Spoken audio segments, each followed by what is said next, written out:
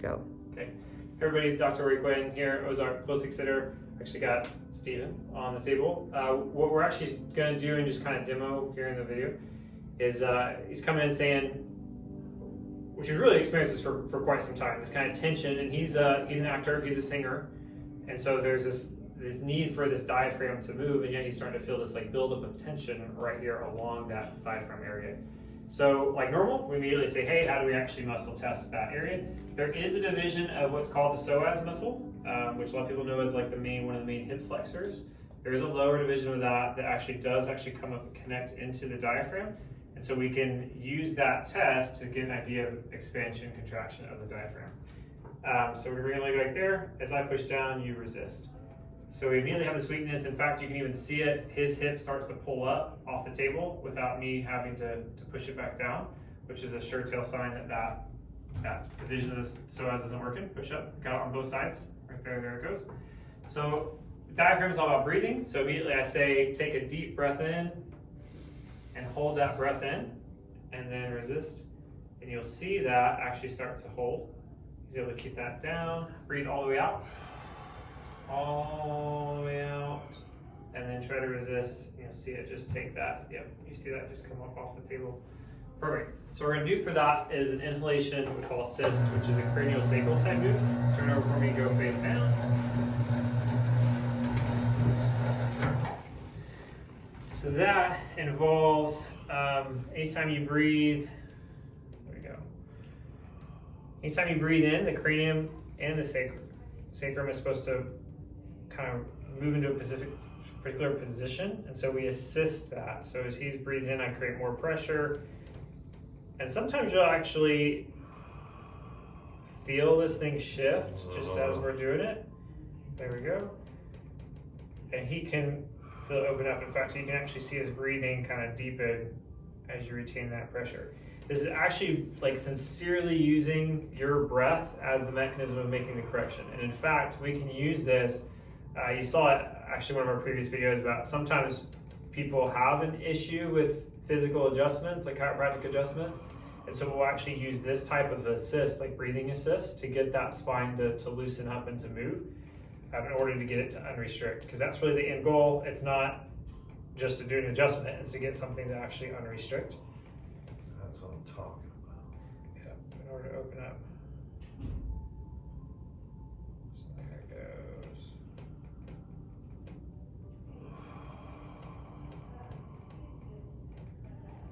Several deep breaths, and as long as I continue to see that or feel it move, then I keep holding it. There. Perfect. Turn back over. We'll see that correction, right like that, same position, resist for me, hold it better, there we go.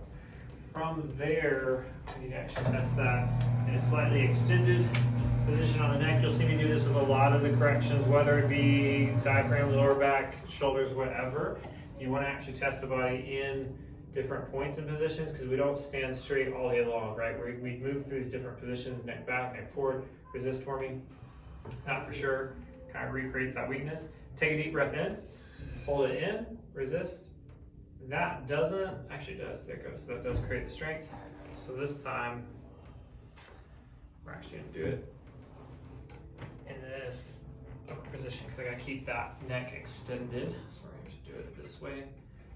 Onto this side. Ultimately, when we're done with this leg, we'll jump over and test to verify we got the other side cleared as well.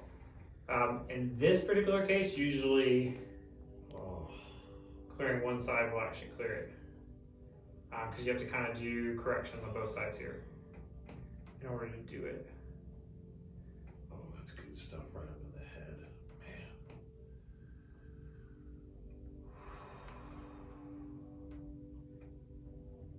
And it's crazy, right? Because you can feel that pressure and how it actually like starts to shift it.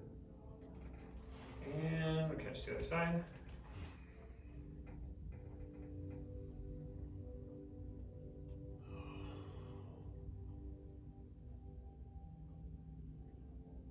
Yeah, I feel this all up in my head too. Yeah.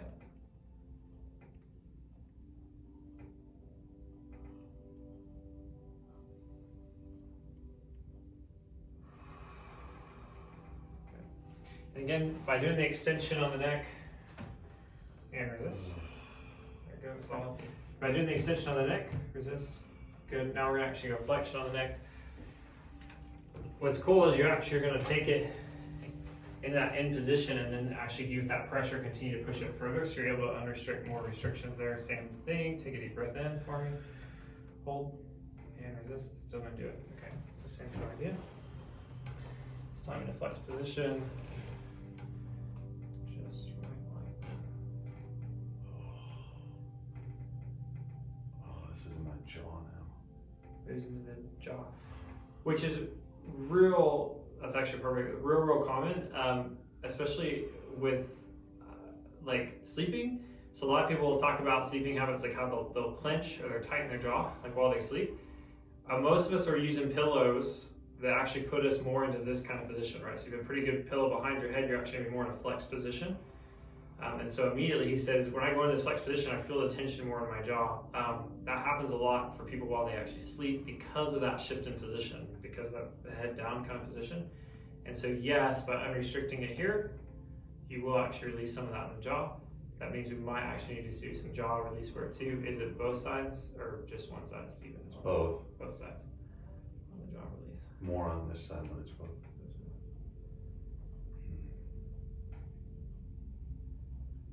Oh, the jaw release. Okay, and resist. There you go, that's good. And resist. Cool. There we go. So that's kind of resetting of that diaphragm and part of that breathing mechanism. I'm going to finish up actually doing that jaw release. We're probably good for the actual video, kind of showing that part. Cool.